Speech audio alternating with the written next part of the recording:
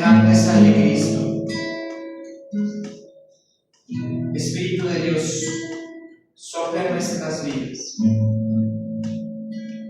Trata de convencernos de pecado, trata de convencernos del juicio. Trata de convencernos, Espíritu de Dios, para poder retornar a los brazos del Padre, al corazón de Cristo. Virgen María, concédenos también tu intercesión, tu protección, tu compañía en este momento, en esta formación. Dios te salve María, llena eres de gracia, el Señor es contigo, bendita eres entre todas las mujeres y bendito el fruto de tu vientre Jesús. Santa María, Madre de Dios, ruega por nosotros los pecadores, ahora y en la hora de nuestra muerte. Amén. En nombre del Padre, del Hijo y del Espíritu Santo. Amén. Recapitulando un poquito de lo que hemos ido viendo en esta formación, el querigma, que podemos así espontáneamente decir del tema del amor de Dios. Que tenga apuntes, que recuerde algo, que podemos decir, comentar.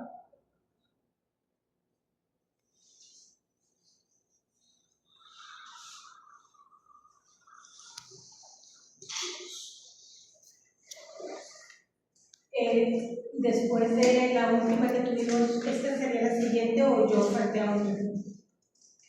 No, fue después de la última. O sea, he estado en la que terminaste, sí. La anterior. Okay. Sí. ¿Se acuerdan del acróstico? Sí. ¿Cuál era? No me recuerdo bien, pero recuerdo la acróstico. IPEFI. IPEFI. ¿Se acuerdan por qué PEFI? La P de personal. Sí, por lo que es el querigma completo. Más que querigma es las características o algunas de las características del amor de Dios. Personal, la E de, la F de, Sí. y la I de Incondicional. Podemos que estas son 4 características del amor de Dios que comúnmente se predica en el querigma. Obviamente el amor de Dios puede tener mucho más características, mucho más formas de expresarse, e incluso yo creo que estas palabras o estas características son un poco al misterio que es el amor de Dios, al misterio que abarca el amor de Dios.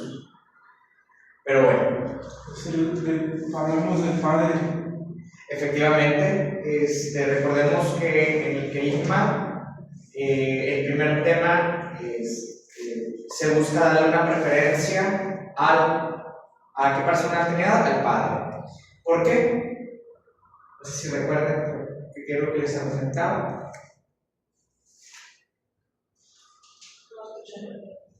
Si no sé si recuerdan el argumento, por qué decía yo que en este tema se le tenía que dar un lugar preferencial al Padre. Porque por los regalos de Jesús. Porque se nos Jesús también habías mencionado que renovación le dábamos más a lo del Espíritu Santo y el Padre quedaba olvidado. Hicimos el Padre a veces queda olvidado. No solamente en renovación, yo creo que eso es a nivel iglesia, o sea. Pero también recordemos, ¿por qué? Porque dentro del querigma, dentro de la estructura del querigma, hay 2 verdades que son dedicadas a la persona de Jesucristo. ¿Recuerdan cuáles son esas otras 2 verdades? Jesús es mi Señor. Jesús es mi Señor, el Señor de Jesús. ¿Y cuál es la otra? Jesús salvación. Y Jesús a la salvación o Jesús solución, como queramos. O sea, ya hay 2, o sea, verdades dedicadas a la persona de Cristo. Hay una verdad dedicada a qué persona de la Trinidad, al Espíritu Santo. Y pues bueno, este tema del amor de Dios es digamos, como que el lugar en el cual nosotros tenemos o debemos que colocar al Padre. Como bien se ve, el mensaje de Jesucristo no era tanto hablar de él mismo. Obviamente sí hubo algunas ocasiones que él sí hablaba de sí. Que él, por ejemplo, estando con sus discípulos, aquí dice la gente que soy yo, por ejemplo. Pero a la gente, digamos, pues, de hecho, fíjense que muy curioso, a la gente, a la muchedumbre, Cristo les mostraba más el rostro misericordioso del Padre. Ya por ejemplo, con sus discípulos, en lo privado, era más la revelación del misterio del mismo. Por ejemplo, esta pregunta, este cuestionamiento que le hace: ¿a quién es la gente que soy yo? ¿A quién se lo hace? ¿A la muchedumbre o a sus discípulos? Como tal, a sus discípulos. Okay. En la transfiguración, Cristo se transfigura, o sea, se manifiesta como hijo eterno del Padre, hijo de Dios, en la muchedumbre o solamente con un grupo muy selecto de sus discípulos. Pues sí, Al grupo selecto. Y al grupo selecto. Entonces, para la muchedumbre, Dios, o Cristo, perdón, nuestro Señor Jesucristo, manifiesta mucho el amor misericordioso del Padre. ¿Tú debes comentar algo, perdón? ¿Perdón? ¿Ibas a comentar algo? No. Ah, ok. Pues bueno, es lo que podemos rescatar, o sea, que este es el tema, digamos, el amor de Dios, donde nosotros podemos poner como protagonista al Padre. Amor del Padre, amor de papá, amor de Abba. Y pues bueno, como bien sabemos, esta noticia, el querigma, esta verdad, también recordemos que más que temas son ¿qué? Más que temas son Verdades de fe. verdades de fe. Verdades, muy bien.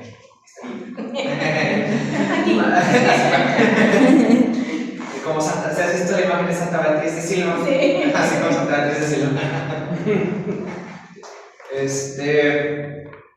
Oli de Silva. Entonces, esa es una buena noticia, es la primera noticia. O sea, empezamos el querigma, pudiéramos decirlo, con el pie derecho, con la buena noticia de que Dios te ama. ¿Dios qué? Me amé. Dios me ama, efectivamente, qué bueno que lo dijeron así. Y es bueno saber que si Dios nos ama en conjunto, pero al hacer lo propio, demuestra ese amor personal. No solamente digo, bueno, Dios me ama en bola, Dios ama en bola, Dios me ama. No, muy personal. Amén. Amén. Pues bueno, como en todo, así como hay buenas noticias, hay malas noticias. Y el siguiente tema, o el tema que vamos a dar, obviamente, el pecado. Si bien Dios ama al hombre de forma personal, incondicional, eterno, de forma fiel, de otras muchas formas, cuando alguien se siente amado, que se siente querido, se siente cobijado por alguien,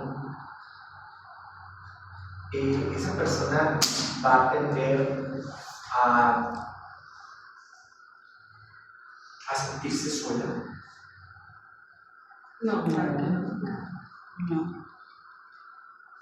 Por ejemplo, cuando alguien recibe o tiene, digamos, papás, por ejemplo, que lo aman, que los apoyan, que están ahí siempre. Por ejemplo, un hijo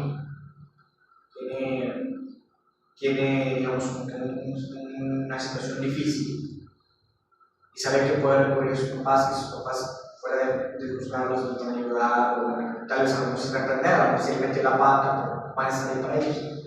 El hijo va sabiendo que puede ir a recorrer con sus padres, que a lo mejor sí les va a dar una regañada, pero sabe que tiene una solución con ellos, un apoyo con ellos.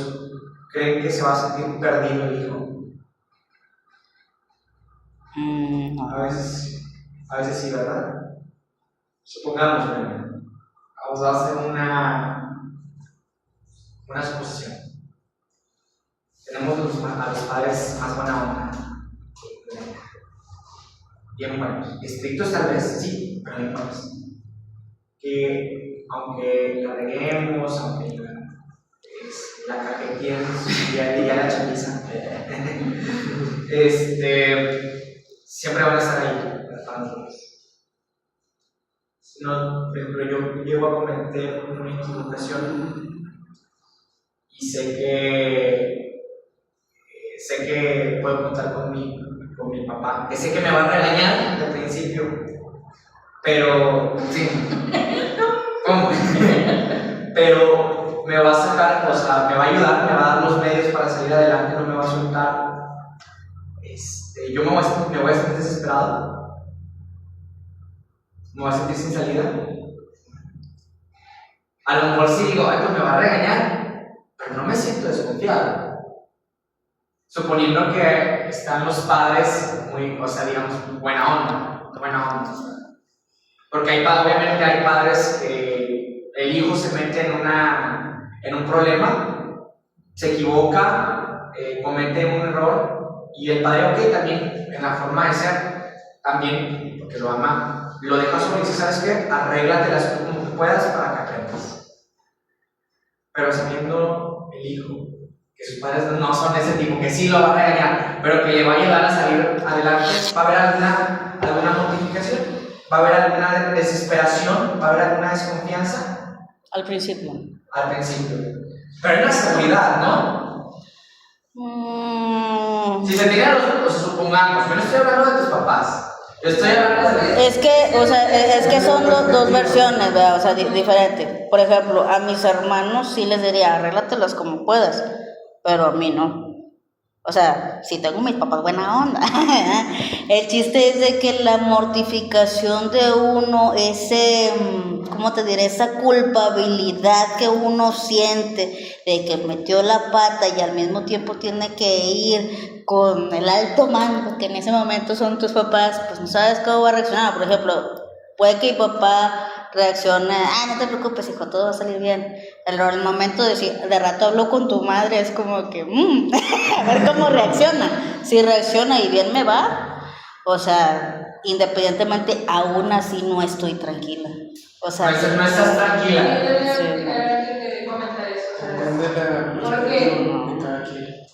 Porque sabe que la en esa línea, pues, y ahorita no lo va a dejar mentir, o sea, como mamá, amas. O sea, yo sé que mis papás me aman, supongo, o sea, es como que, o sea, sé que me aman, ¿no?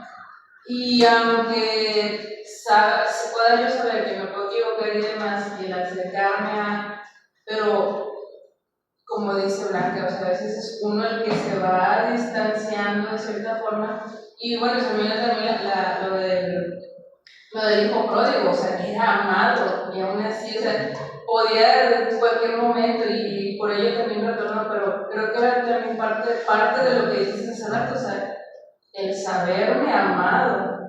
Les voy a poner un ejemplo, y yo les voy a, o sea, lo hablo desde mi experiencia, y se van a reír mucho, pero es una cosa muy sencilla, y aquí es y ahí van a ver a lo que quiero llegar.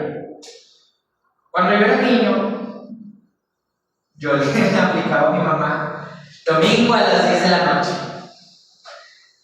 Oye, mamá, no me acordaba, pero mañana tengo que llevar una cartulina a la escuela.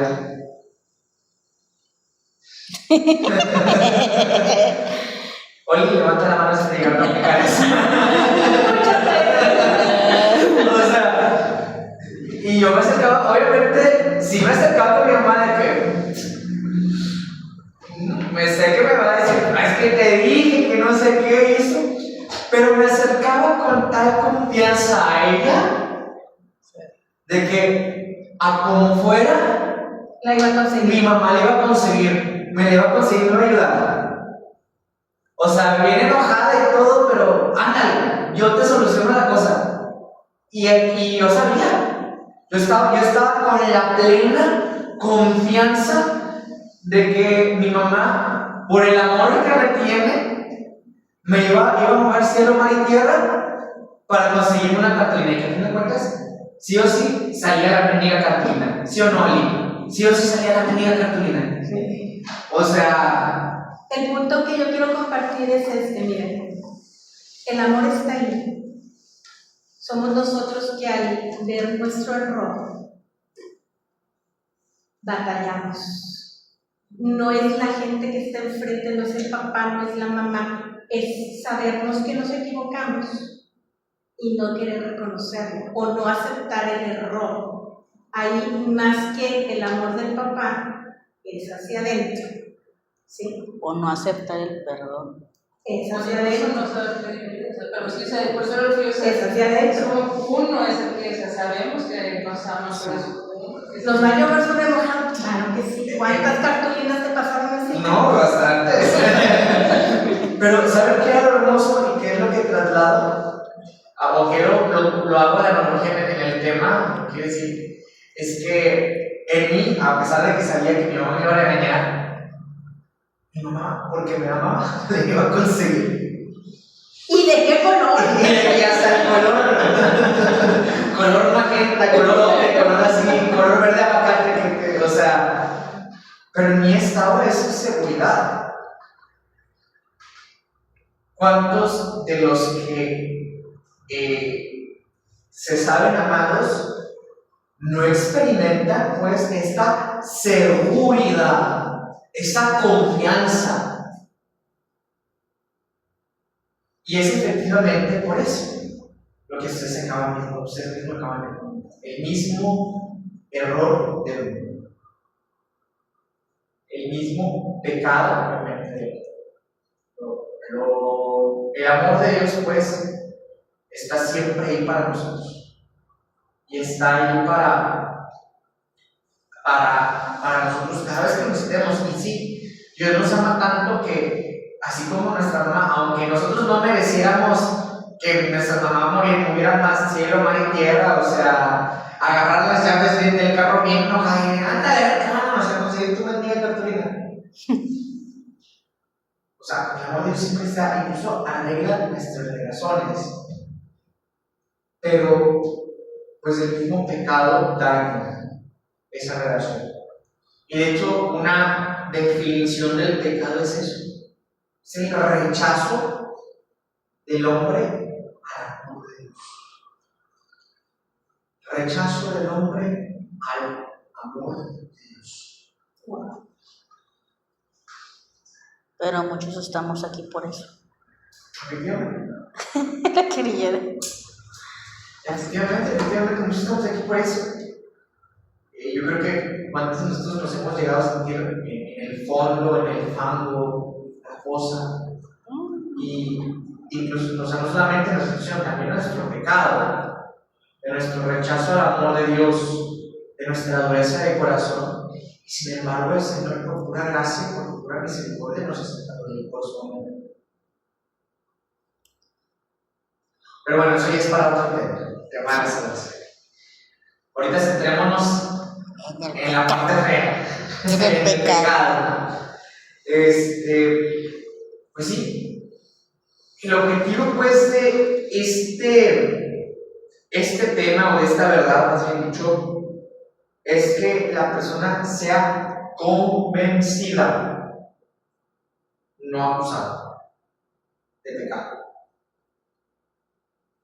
Y ese tema no va dirigido a ninguna persona, A todos. a todos. A comunidad, toda la Pero, o sea, comunidad. de padre de hijos. No. No, es No, el ese tema, digamos, se enfoca en que, o sea, que si en nosotros, pueblo. en mi relación, en mi humanidad, en mi fragilidad, en mí, en que yo libremente he rechazado el amor de Dios. Entonces, ¿cuál es el objetivo? Repito, es ser convencido, no acusado. Porque a veces quienes dan este tema, yo obviamente considero que ese tema debe de ser fuerte, debe de ser claro, directo, pero no de una manera acusatoria, con la persona. O sea, al momento de hablar, por ejemplo, cuando nos toque predicar eso al frente, no decir, es que el hombre pecó, y es que el hombre se alejó de Dios, y es que no. Bueno, sí, hace mención, pero la mayoría de las partes también la persona se une también en esa culpa. Ahí no hay dinámica, ¿verdad? Sí, pero ahí ya se pueden aplicar. Pues ahorita vamos a ver lo que es el contenido del tema, la teología del tema. La dinámica va a ser muchas. Pero,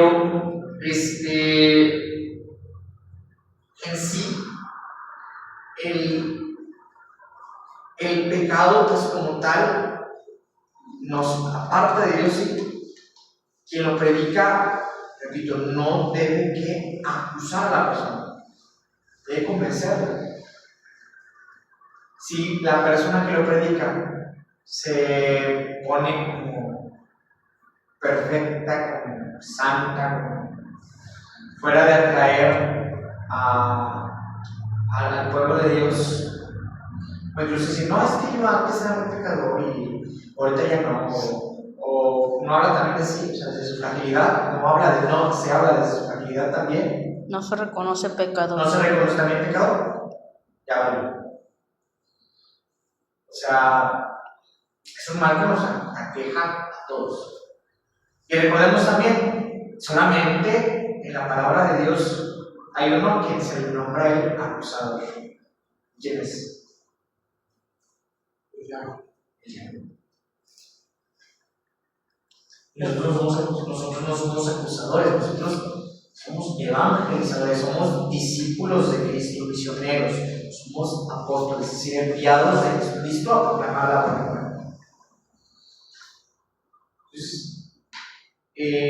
Pues bueno, entonces la respuesta es: ¿por qué yo no experimento el amor de Dios? Porque yo mismo lo he realizado.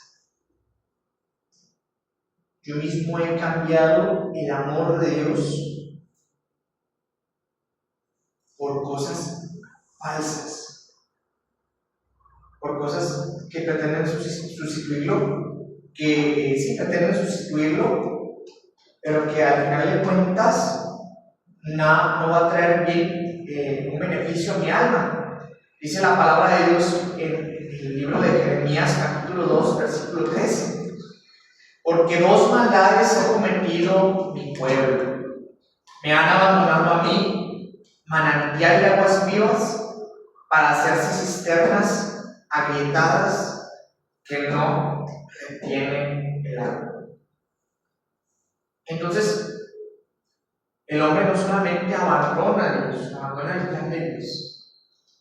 El hombre mismo se erige otros ídolos, se levantan otros dioses, pone otras cosas en lugar de Dios, que al final de cuentas esas cosas salen perjudicando, salen dañando al mismo hombre. Bueno, eso es tomando en cuenta la persona que conoce el amor de Dios, porque hay personas que no conocen y no han experimentado el amor de Dios también.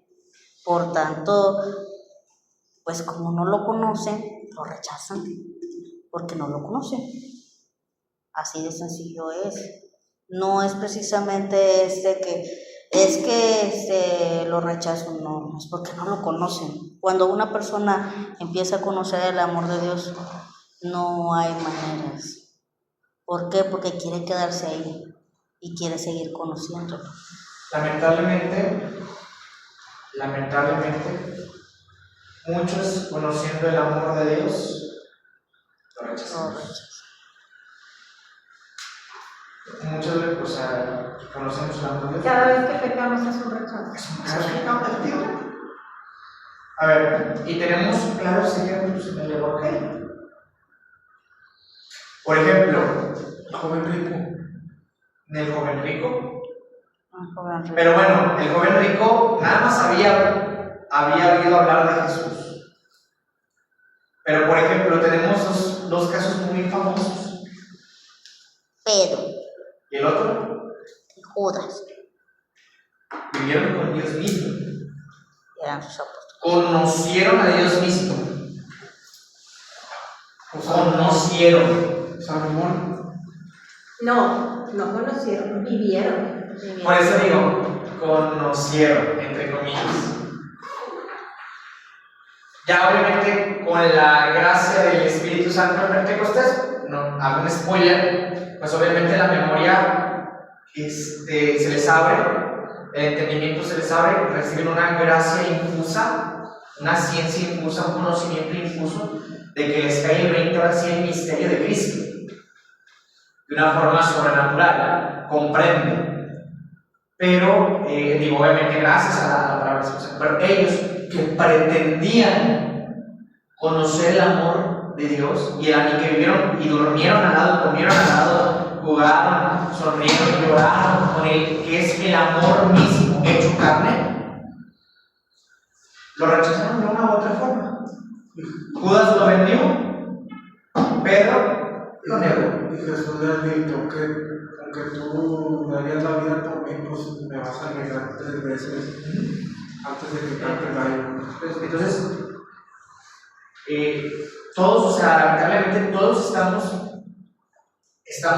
sujetos a este rechazo del amor de Dios. Por más que conozcamos a Cristo, por más que hayamos experimentado su amor, ciertamente una de las cosas que ha quedado dañada en el hombre, en la persona, es que tiende a caer en la concupiscencia, en los bajos instintos, tiende a envolverse por las seducciones y la presión del mundo, tiende también muchas veces a oír la voz de Satanás. Y que al fin y al cabo, ahorita voy a ahondar, se convierte en un esclavo, lo esclaviza. Entonces, vamos a ver la historia del pecado, en el capítulo 3 del Génesis. Dice la palabra de Dios: la serpiente era el más astuto de todos los animales del campo que Yahvé Dios había hecho, y dijo a la mujer: ¿cómo es que Dios les ha dicho, no comáis de ninguno de los árboles del jardín?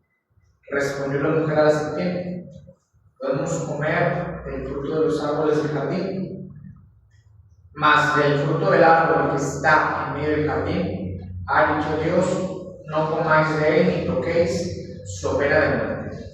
Replicó la serpiente a la mujer: de ninguna manera moriréis. Es que Dios sabe muy bien que el día que comeréis de él, se os abrirán los ojos y seréis como dioses, conocedores del bien y del mal. Hago un paréntesis: si nosotros nos pudiéramos detener como un doctor, o sea, si pudiéramos detener a hacer una tipo de lección divina o una reflexión de todo esta cita bíblica, yo creo que nos haría horas y horas. Tiene muchísimo, lo vamos a guardar lo más importante. Como viera la mujer que el árbol era bueno para comer, apetecible a la vista y excelente para lograr sabiduría, tomó de su fruto y comió, y dio también a su marido, que igualmente comió. Entonces se le abrieron a ambos los ojos y se dieron cuenta que estaban desnudos, y cosiendo hojas de higuera se hicieron unos ceñidores. Oyeron luego el ruido de los pasos de Yahvé Dios, que se paseaba por el jardín a la hora de la vista. Y el hombre y su mujer se ocultaron a la vista de Yahvé Dios entre los árboles del jardín. Yahvé Dios llamó al hombre y le dijo: ¿dónde estás? Este contestó: yo voy a andar por el jardín y tú dormí, porque estoy desnudo, por eso me escondí. Él replicó: ¿quién te ha hecho ver que estabas desnudo? ¿Has comido acaso del árbol que te prohibí comer? Dijo el hombre: la mujer que me diste por compañía, me dio el árbol y dijo, pues ya le digo, ¿por qué has hecho esto? Contestó la mujer, la serpiente me sedujo y comí. Entonces Yahvé Dios dijo a la serpiente, por haber hecho esto, maldita seas entre todos los ganados y entre todos los animales del campo. Sobre tu vientre caminarás y polvo comerás todos los días de tu vida. Enemistad pondré entre ti y la mujer, y entre tu linaje y su linaje. Este texto nada más hago así, una mención, se le conoce como el protoevangelio. ¿Qué es protoevangelio? ¿Qué tiene como protoevangelio? El spoiler del evangelio. Más o menos. Más o menos. Es una spoiler. En pocas palabras, sí. Pues es una promesa prácticamente, ¿no? También porque la mujer va a pisar el talón de la talón de la... Sí. Pero, ¿qué tenemos como tú veas? A ver, ¿qué es esta información? Tan, déjame la volteo, a ver. No. ¿Qué es la palabra proto? Por ejemplo, decimos que San Esteban es el protomártir. Primera noche. Por ejemplo, también decimos que San Felipe de Jesús es el protomártir mexicano. ¿Sí? Entonces, este aquí ya es el primer, digamos, pues se le conoce, digamos, así, por tradición, el proto-evangelio. Porque aquí ya anuncia a María. no solamente a María, ¿A quién? La derrota de Satanás. pero simplemente una persona. A nuestro Señor Jesús. Más que, y fíjense, más que muchas veces nos quedamos con la idea de que este texto sí se refiere mucho a María, efectivamente. Aparece implícita María. Pero el protagonista aquí es Cristo. Ahorita vamos a ver por qué. Porque es el segundo Adán. Vamos a ver qué es lo que dice. Enemistad pondré entre ti y la mujer, entre tu linaje y su linaje. ¿Quién es el linaje de la mujer? En este caso María. Jesucristo. Él te aplastará la cabeza y tú le acecharás el talón. Él, ¿a quién se refiere? A Jesús. Él te aplastará la cabeza. Como dato, ¿ustedes vieron la película de la Pasión de Cristo? Sí. ¿Se acuerdan al inicio en el huerto de los olivos, cuando nuestro Señor, bueno, Jim Caviezel, está orando? Bueno, el personaje de Jesús está orando. ¿Qué es lo que pasa cuando está así postrado? Una serpiente. Una serpiente se echa. Una serpiente. ¿Y luego qué es lo que pasa? ¿Recuerdan la escena? ¿Recuerdan? La pisa. Quizá, ¿verdad? Él y su tono. Entonces, eso es reflejo de El producto del evangelio. de esta promesa. Que Cristo iba a besar la cabeza de la serpiente, pero vemos que este Salvador va a ser acechado. En otras versiones, la palabra de Dios aparece con una palabra herido, y tú herirás su talón. O sea, aunque sí, la descendencia de la mujer pisará la cabeza, va a terminar siendo lastimado. ¿Y cómo es lastimado? En ese caso, ¿cómo podemos decir que se figura eso? El dolor de la Entonces, cuando nosotros, también hay para que pongamos atención, cuando nosotros vemos una imagen de María Santísima pisando la cabeza, o sea, la serpiente, ¿está bien o está mal? Tener este contexto del Evangelio. Está bien. ¿Por qué? Porque está pisando, porque su descendencia pisará la serpiente. ¿Qué También. particularidad ven en las imágenes de la Virgen María que está pisando la serpiente? Está embarazada. Se le ve Sí. el bultito, ¿no? O tiene listón, que su listón es el... Sí. Efectivamente. Entonces, María lleva aquel que ha descendido, Cristo desde su vientre, desde su encarnación, desde él hecho carne, ya está él pisando la cabeza de la Sí. serpiente. Amén. Ah, Entonces, o sea, si vemos, sí, oye, Es que María, en su esencia, ella por humildad no lo haría, por respeto a Jesús. Pero como ella tiene en su concepción al que lo puede hacer, lo hace no en esa situación de aplastar en la cabeza, sino que hace la función que Jesús haría en su vida. efectivamente. O sea, incluso también ella ya estaríamos metiéndonos en un tema de Mariología. Pero también valdría la pena también aquí mencionarlo. Para eso estamos, ¿no? Para formarnos, para comprender mejor. Pues también, incluso María por sí misma, nuestra Madre Santísima por sí misma, no es perfecta, no es llena de gracia por sí misma, por el hecho de ser misma, sino por los méritos de Cristo, el Señor le otorga la gracia a María Santísima.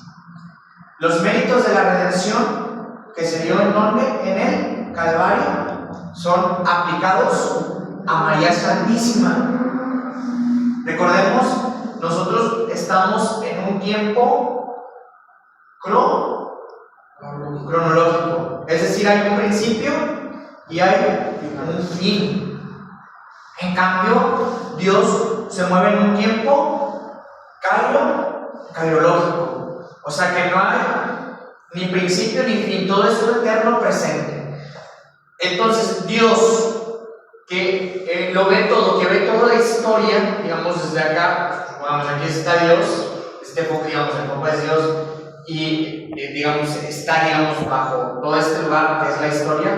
Dios que está acá, aplica, digamos, mete la mano, su Padre mete la mano acá en el Calvario, y todos los méritos, toda la obra redentora que está haciendo el Señor Jesucristo, lo pasa a este tiempo en la concepción de María Santísima.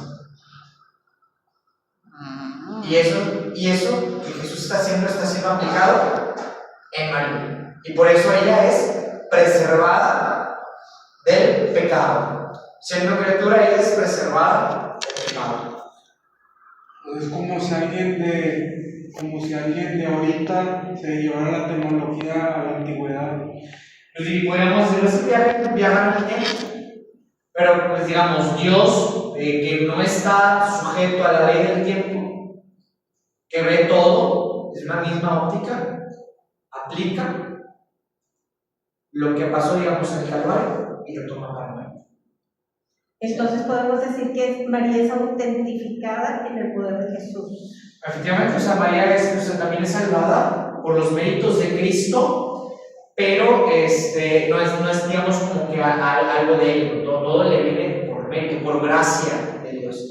De hecho, es por eso que también nosotros le decimos así: llena eres de gracia. La gracia no le brota por eso, porque al fin y al cabo también María no tiene una condición divina, tiene una condición igual a la de nosotros, que somos criaturas. Y como criaturas nosotros somos seres limitados. De hecho, ahorita también voy a tocar de ese tema. El hombre también perdió los dones preternaturales al momento de la caída. ¿What? No se preocupen, ahorita les explico.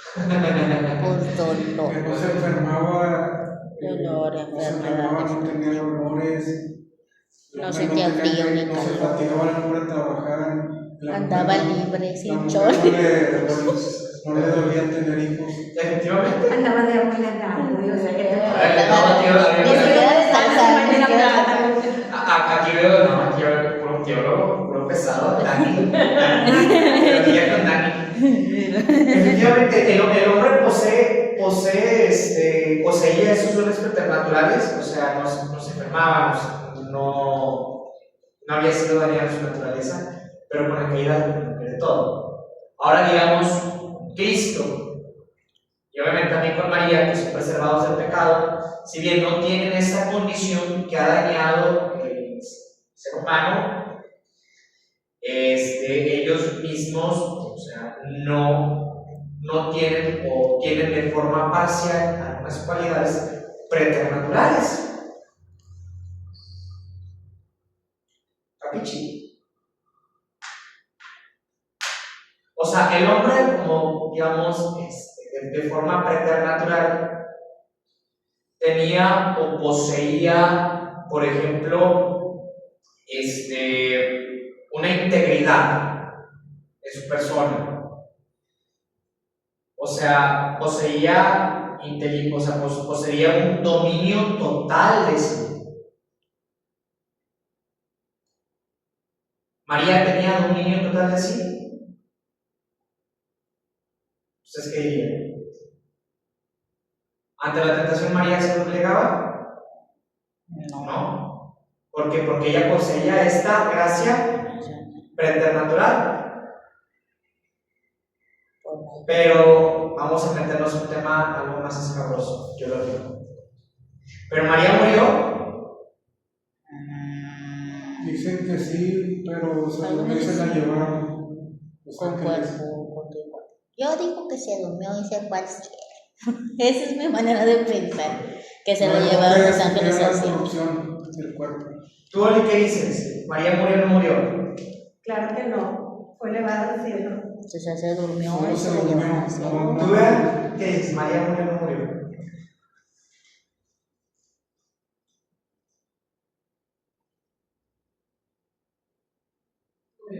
Murió.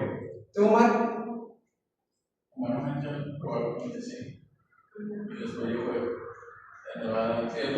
Entonces, ¿dónde queda la situación de que María en una dormición se elevó al cielo? Ahí está. No es lo mismo morir que una dormición. Ahora bien, ¿qué es lo que dice nuestra madre la iglesia? La iglesia en sí no especifica si María, o sea, tuvo una muerte natural o tuvo una dormición. La iglesia no define eso. El dogma de la Asunción declara que terminados los días terrenos de María Santísima, ya sea por muerte o ya sea a lo mejor que se haya quedado dormida totalmente, no sé, no sabemos, fue asunta al cielo en cuerpo y alma. Eso es lo que la iglesia dice. La iglesia no se pone o sea, no hay un dogma de que María se murió o no murió, o sea, humanamente no. Pero sí es importante considerar algo. Para el cristiano, o desde Cristo, la muerte no es más que solamente una etapa, un trance. Y para nuestro Señor Jesucristo, la muerte es quedarse dormido. Vemos esto en él reflejado 2 veces en el Evangelio. Bueno, en los evangelios sinópticos, obviamente en La niña en el Evangelio Santo. La niña que todos estaban llorando y que decía que no Estaba muerta, estaba dormida. y Lázaro. y las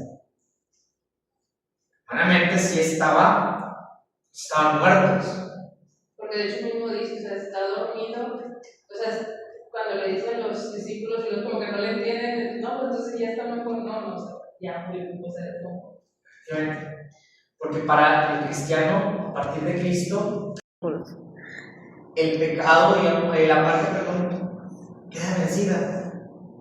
Y Cristo, desde la óptica de Cristo, es solamente una dormición. Digo, o sea, pues ya que Jesús admite obviamente que murió Lázaro, pero porque los apóstoles no le entendían. Bueno, es que sí, se murió, o sea. La diferencia entre nosotros y María es que María fue asunta en cuerpo y alma. Efectivamente. Cuando nosotros somos tierrita, el cuerpo se pudre, pero tiene la promesa de un cuerpo glorioso. Efectivamente. María es la primicia de las criaturas, al menos hablando dogmáticamente hablando. Que se cumplen las promesas de la resurrección. Aparte que se cumplen las promesas, es la primicia de lo que al final de los días va a ser en la resurrección de los muertos. María es la primera. Hay otros, pero la iglesia no ha definido nada dogmático. Hay quienes que sí, hay quienes no sabemos. Que también dicen de una asunción de San José. Sí, es lo que te iba a decir. Hay quienes, pero eso no es algo. Pues no sabemos No es algo dogmático. Porque ni siquiera se ha encontrado dónde lo sepultaron ni nada, no sé nada. Y cuando supuestamente, bueno, no supuestamente, cuando Jesús en la cruz fallece, ¿verdad? En ese momento dicen que se levantaron los muertos. Y se piensa que por allá anduviera San José, por ahí, ¿verdad?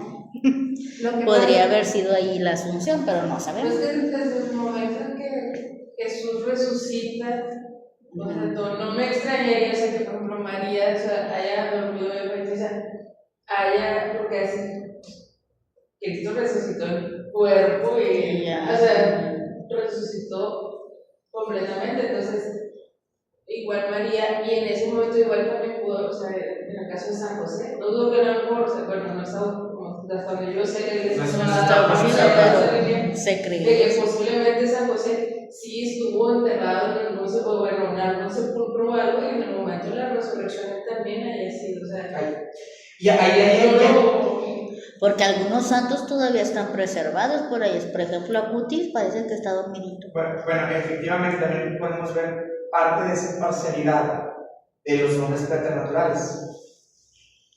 El hombre antes de la caída tenía todos los dones preternaturales, o sea, no moría, no se cansaba, estaba bien, o sea, no estaba inclinado al mal. No estaba arrugado. No estaba arrugado, no estaba muerto, tenía cuadritos, tenía músculo, estaba bien chulo, no estaba calvo. Todo fue culpa de él, todo fue culpa de la serpiente.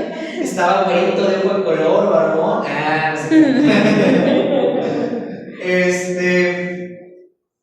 Pero fíjense que qué hermoso que nuestro Señor Jesucristo, al momento de asumir la condición divina, Él obviamente toma algunas cosas preternaturales, pero no del todo.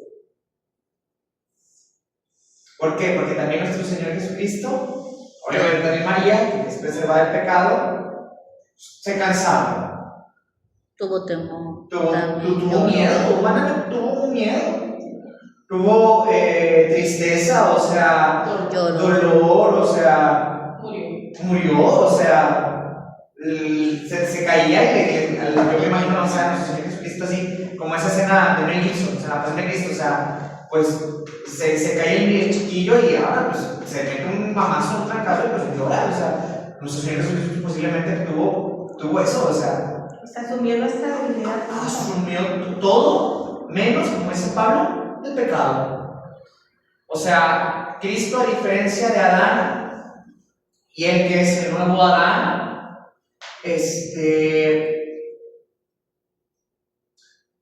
él toma, sí, toda como Adán poseía la condición de criatura, pero él siendo Dios, no toma todo lo que tenía Adán. Asume al hombre en su fragilidad, asume también la fragilidad de nuestro pecado.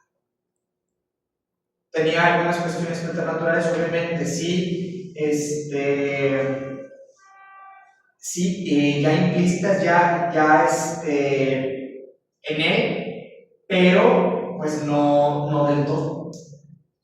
Incluso vemos que como estos dones preternaturales en Jesús ya estaban presentes en él desde chiquito, desde adolescente, de tal forma que los doctores mismos se extrañaban como un jovencito pudiera tener pudiera hacer como que preguntas muy complejas, o sea, cómo hubiera como que eso, o sea, qué sabiduría tiene ese niño para hacer esos cuestionamientos,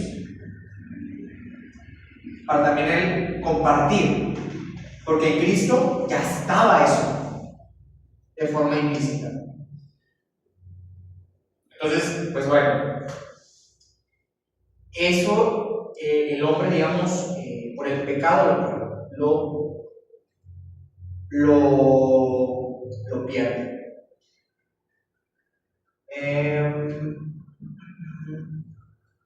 En cuestión de San José, yo creo que el misterio de Dios nunca vamos a poder alcanzar a comprenderlo. No. Y la verdad de las cosas es que siendo su papá de la tierra, no dudo pero ni por un momento que haya hecho lo necesario para que estuviera en la gloria.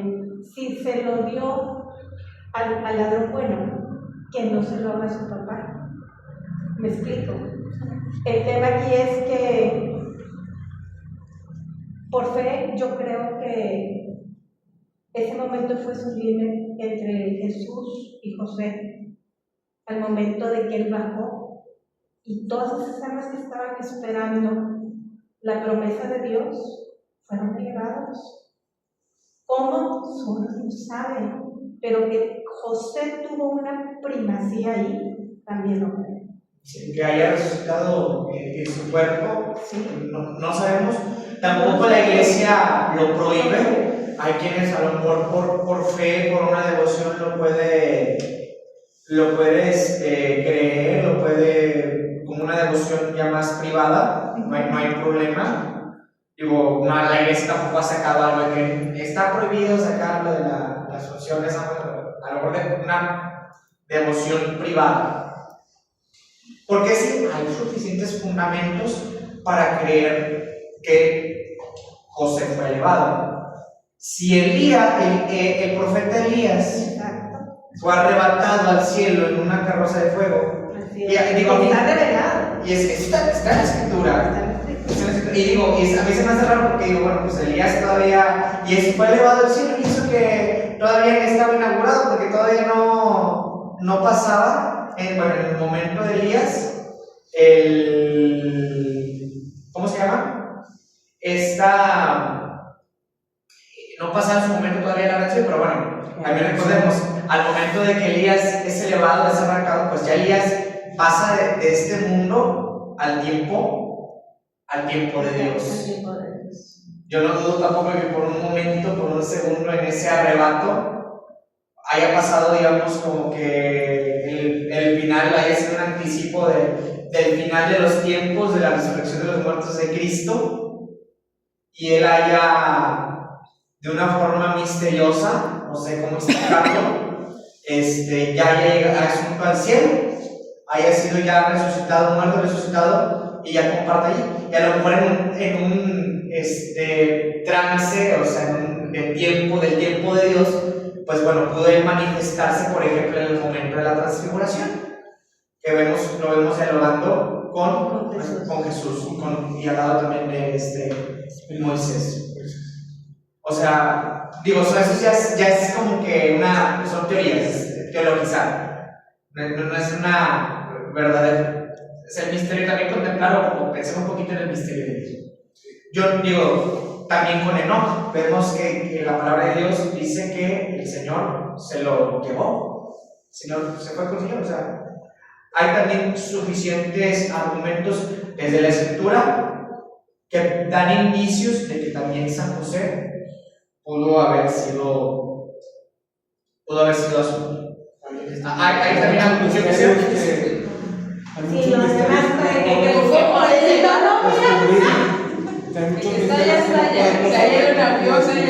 y le dieron la puerta del cielo y las llaves del reino. Fíjense, yo quisiera preguntar, bueno, también ahorita también reflexionemos. Algo que también queda dañado con el pecado original es la inteligencia. Sí. El hombre, por eso estamos como estamos. Por eso estamos como estamos. La inteligencia, o sea, En la mente. el hombre, Creencias en el hombre, digamos, queda dañado total. Y una cosa es la inteligencia. El hombre, o sea, aunque tiene la verdad, tiene el corazón, en el corazón el deseo de Dios escrito, lo rechaza, su mente queda buscada. Fíjense, ¿quién es el evangelista que tiene la más alta teología? San Juan. San Juan.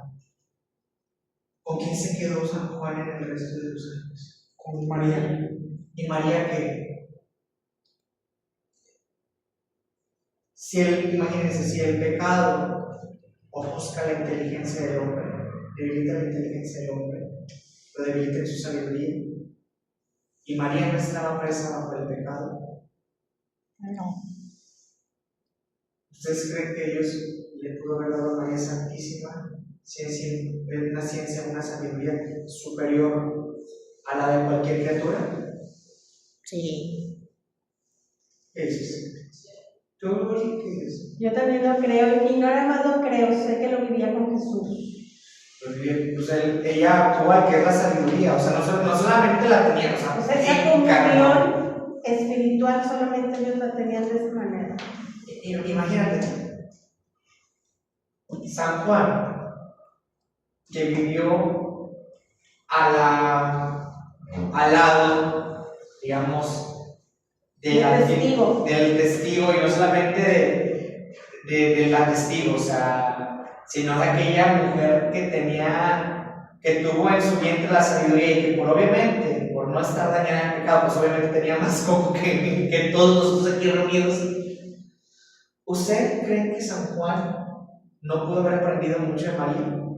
Sí. Yo tengo una teoría, yo les lo digo, que mucho sí, de lo que Juan pudo haber experimentado, pudo haber leído, si fue de eso, reclinarse en el pecho de nuestro Señor Jesucristo, sí, escuchar sus latidos, pero yo también siento que mucho de la teología juánica se la debemos también a María Santísima. Yo me imagino, o sea, yo en mi oración yo me imagino los coloquios de Juan y de María, y es como que wow. Y de hecho, y sí es muy obvio, porque vemos que San Juan tiene hasta cierto punto un rasgo muy dulce, que a lo mejor un hombre recio como él, recordemos que era el Boanerges, el hijo del trueno, pues ni de chiste iba a tener obviamente la gracia de Dios, el amor de Dios, sí. Pero yo creo que también mucho del lenguaje de Dios es también en ese sentido muy femenino, muy dulce, muy tierno, no poco usual el de un hombre. ¿A quién se lo pudo haber aprendido? No sé. O sea, si hacemos la conjetura, o sea, a María.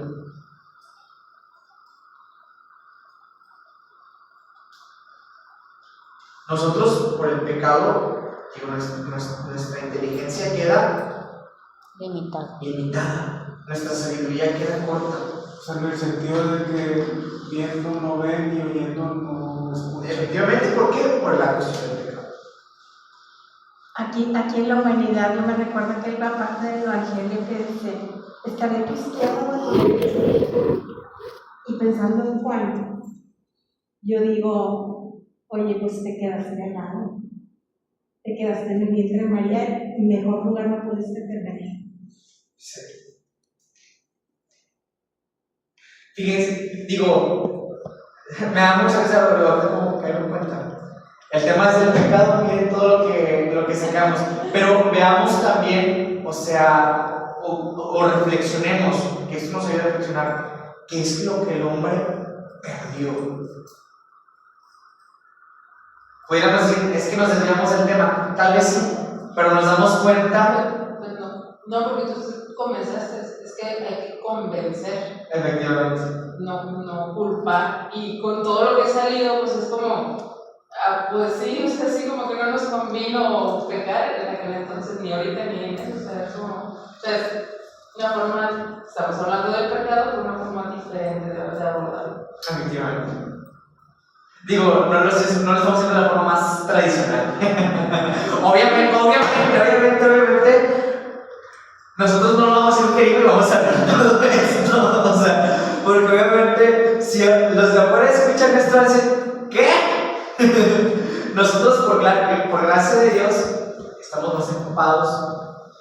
Y el Señor, también, yo creo que por una gracia del Espíritu que nos ha dado, ahorita que lo hemos invocado, que hemos orado, que ya hemos estado en comunión con Él, yo creo que nos está haciendo reflexionar y profundizar en lo más hondo, ¿no? ¿No creen ustedes? Yo creo que sí. Yo creo que aquí está el Señor. Y por eso estamos profundizando y viendo cómo es tu verdad. Nos estamos dando cuenta que no nos conviene de todo lo que perdimos por el hecho de rechazar el amor de Dios. Amén. Amén. Puntos importantes. Bueno, el pecado no es solamente hacer cosas malas, sino que el hombre influenciado por Satanás rechaza de forma libre el amor de Dios y rompe su relación con Él. El hombre también, en un punto, el hombre es engañado por Satanás y lo hace creer autosuficiente, creándose en él vacíos que no pueden ser llenados con nada. Es importante que aclaremos que si bien Satanás introdujo el pecado al mundo por medio de la tentación a nuestros primeros padres, él no es responsable del todo, ya que pues la decisión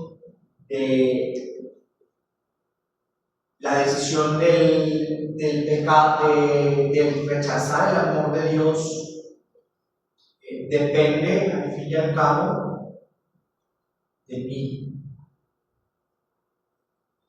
Yo quisiera preguntarles, con todo lo que hemos visto, ¿ustedes creen que todas las tentaciones vienen por el maligno?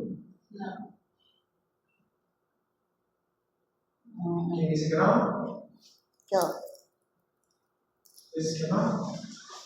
Porque toda tentación viene del maligno, ¿quién piensa que sí? No, de hecho, pues dicen que al final, después de Dios nos va a dar un tiempo donde va a quitar al demonio, entonces vamos a estar nosotros solos y decidirnos el bien o el mal, entonces muchos por los malos hábitos van a caer. Muy bien. Pero aquí la pregunta es, toda tentación Viene de los malos hábitos. Viene de la falta de la virtud, que contrarresta el pecado. entonces pueden decir que no toda tentación viene del diablo. ¿Estamos de acuerdo con esa afirmación? ¿Todos? ¿En esta sala? Sí. ¿Sí? Yo sí. ¿Tú, Ali? ¿Toda tentación viene del diablo o no toda tentación viene del diablo? Le echa su ganita, pero no toda. No toda. ¿Toma qué dices? No le eche ganas, pero nosotros también. Yo no tengo el pecado, sí, yo digo de la tentación. Porque una cosa es pecado y otra es tentación. Digo, la tentación muchas veces por la falta de control de uno. O sea, nos saboteamos a sí mismos también. O sea. Fíjense, efectivamente, hemos llegado a una buena conclusión. No toda tentación es puesta por Satanás.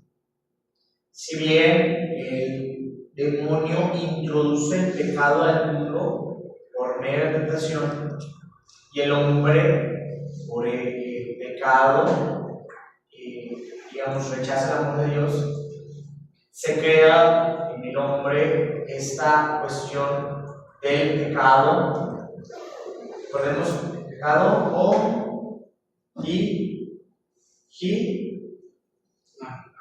original. Y el pecado original es el único pecado heredado que podemos tener. Recordemos que es muy diferente el pecado personal y el pecado original. El hombre, con el pecado de Adán y Eva, que es el pecado original, el primer pecado, se transmite y pues ya el hombre queda dañado. Como la licencia, digamos, el hombre, o sea, ya sus bajas pasiones, pues queda inclinado al mal y cada hombre rechaza. Y cada vez el hombre fue, o sea, los primeros padres vivieron como cerca de 1000 años y ya después del diluvio ya menos tiempo. Hasta 120 años. Pues sí, como o sea, vemos, o sea, el pecado va dañando la condición humana, la va deteriorando. No todo pecado, no toda tentación viene de la verdad. Y yo creo que Satanás en su perversión se ríe y se goza de aquellos que se sabotean a sí mismos. Es bien, él fue el actor intelectual, pero nosotros mismos nos echamos la soga al cuello. Sí, con el pecado, pero muchas veces por nuestra tentación, por nuestros malos hábitos, como ahorita comentaba Solí, también nuestra carne nos propone tentaciones. El mundo también nos propone tentaciones. Carlos estaba platicando, bueno, nos hizo una pregunta muy curiosa, no me acuerdo exactamente qué pregunta, cómo nos la hizo el padre. Y era, ¿toda tentación nos lleva a pecar? O sea, si caemos en tentación, ¿nos lleva a pecar? ¿Toda tentación nos lleva a pecar? Si caemos en tentación, toda tentación nos lleva a pecar. Digo, no era esa pregunta, de otra manera, pero pues bueno, esa. No. La tentación va a estar ahí, sí o sí. Lo que tenemos que educar son los sentidos. Porque si miramos, escuchamos y no estamos fortalecidos, claro que se da la caída. El tema es que la tentación va a estar ahí y puede ser que puedes dejarla pasar o puedes caer en ella. O sea, depende de nosotros. Porque el enemigo solo tiene, pero no tiene tu voluntad. Por ejemplo, en eso que dices tú de los hábitos, era lo que nos decía, nos explicaba eso de, es que a ver, tú tienes la idea de que vas a rezar el rosario, vas a leer, no sé, tus 15 minutos la Biblia, vas a ir a misa, no sé, por ejemplo, hoy miércoles, ¿no? Y la tentación te dice, pues a lo mejor el cuerpo está cansado, no sabes qué, al rato lo hago y no lo hago, ¿estás pecando? Sí. No estás pecando. Sí. No es pecado no hacer el rosario, no es No pecado es pecado, ir a pero misa. es pecado caer en asedia. Y eso es, o sea, no es pecado, pero te va debilitando. Vas cayendo en pecado. Vas debilitándote en la formación, te vas debilitando en tu fe, o sea, uno mismo le sirve, pero no, toda tentación es mala en ese sentido, pues no nos lleva al pecado, o sea, no nos hace, caemos en tentación, pecamos, no todas, pero sí va debilitando esa línea, que poco a poco, o sea, o se puede desarrollar una sedia, o se puede desarrollar, pues si ya no fui a misa todas las semanas, cada más hijo, yo no voy La a inercia también es una tentación, la inercia de dejarte llevar. Pues sí, o sea, todo eso les debilita. Y hay cosas que a lo mejor no pueden ser pecados, pero nuestra carne, que busca la comodidad, que tiene ese cómodo, puede colgarse de ella. Sí, y esa debilidad va como dice el Salvador, va a ir encasillando a pecar más fácil, cada vez pecar más fácil. Entonces, bueno, tener claro eso, o sea, Satanás no es del todo responsable. Por el pecado para nada. De tentaciones, algunas. Y de las otras, también y también el mundo. Los enemigos del alma. Recordemos cuáles son. Es los tres enemigos del alma: Demonio, carne y mundo. el mundo, el demonio y la carne. Oye, Heriberto, pero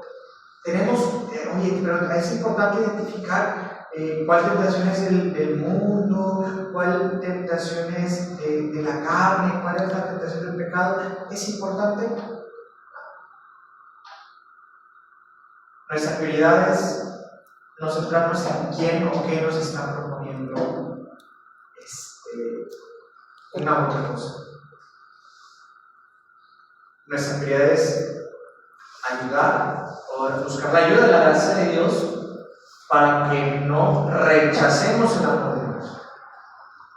Digo, no está de más hacer un acto de discernimiento. No está de más hacer también tal vez un acto de discernimiento.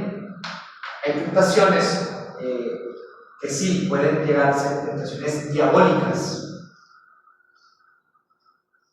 que se sienten más intensas, o sea, que de repente llegan un momento así hasta otro, que a veces pudieran llegar a pasar, por ejemplo, a muchos servidores, de que van a tener algún servicio importante en el que, digamos, pues sí es importante el escenario, pues estar en gracia, o sea, que fíjense, yo he visto, o sea, Dios puede obrar incluso que la persona no esté en gracia, puede obrar misteriosamente, pero obviamente no es el mismo resultado a cuando una persona obra estando en gracia, o sea que la gracia de Dios fluye a través de él, a cuando una persona está en pecado. Digo, ¿qué puede pasar? Puede pasar. Como lo vemos, por ejemplo, con Marcial Maciel. Recibió una gracia extraordinaria, un carisma fundacional. Pero él echó a perder su alma. Lo que Dios hizo con él, ahí está, y perdura. Y ha dado fruto a la iglesia, fruto bueno. Sí. Los mejores sacerdotes preparados son los legionarios, o sea, no es por nada, o sea, mis respetos para los sacerdotes legionarios. Sí. Tristemente, su fundador, no podemos decir lo mismo. ¿A qué voy con esto? Que sí, muchas veces a nosotros servidores, a nosotros que ya tenemos un encuentro fuerte con Cristo, que tenemos un apostolado, sí, Satanás va a buscar mucho el tentarnos, poner en tentaciones ya más diabólicas. Que de hecho lo vemos que muchos santos lo han experimentado, o sea, que buscan a los santos, no los pecadores. Sí, pero por ejemplo, ¿cómo podemos darnos cuenta también que una tentación viene directamente del demonio? Repito, la idea no es clavarse si esto es del demonio, si esto es de mi carne. Lo importante es no caer y vencerlo con la gracia de Dios, mantenerlos en es lo importante. Pero sí podemos identificar que, por ejemplo, cuando hay un servicio importante y de repente aparece una tentación muy fuerte que nos puede promover el maligno, y mucho, por ejemplo, a los hombres, por ejemplo, en este caso, a veces también en índole sexual, a veces pasa mucho. Yo no dudo de que Satanás tenga sus atenientes, porque al final del cabo, pues, la persona, por ejemplo, cae en alguna tentación de este índole antes de un servicio, o incluso después de un servicio, también a veces muy seguido, escucho muchos servidores. ¿Y qué es lo que pasa? ¿Qué es lo que hacen? Que se sientan miserables, culpables, poca cosa. El servidor, a lo mejor, supongamos que tenía un mes sin caer en una de estas clases de pecados vergonzosos, y tenía una gracia de Dios, sentía fuertemente la gracia de Dios en sí, y todo. Al momento de caer en eso, Satanás, ¿qué es lo que pasa?